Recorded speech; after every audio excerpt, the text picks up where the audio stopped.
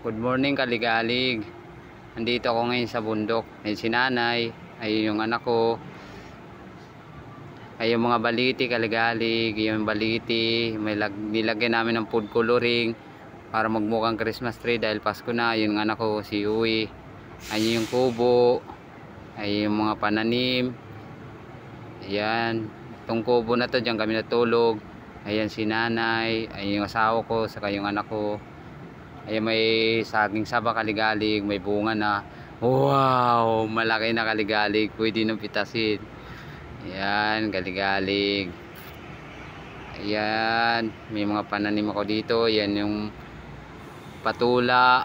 Ayan ako kaligalig naglagari. Ayan, may patula, may bunga na kaligalig. Ayan o. Oh, wow, malaki na, pwede nang gulayin kaligalig.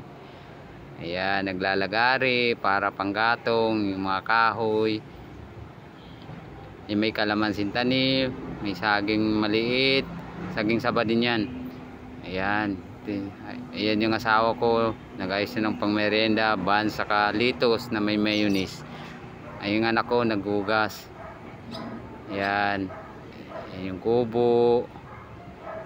Ito yung baliti kaligalig. Ayan yung baliti, oh, may mga food coloring para maganda tingnan, parang Pasko na Pasko. May ilaw yung kaligalig paggabi.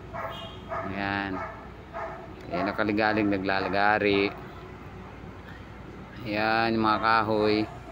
Sa kapatid ng asawa ko kaligalig, sa kanila tong garahe na to na may kubo, sa kanila yung kubo. Diyan lang kami natutulog paggabi. Ayan kaligalig. Ayan yung mga tanawin, marami silang tanim, may papaya, mga saging. Ayan, ayun ang kaligalig, tatapon ko yung basura. Ayun yung batang makulit, oh. Ayan yung mga kahoy kaligalig, ayun yung batang makulit.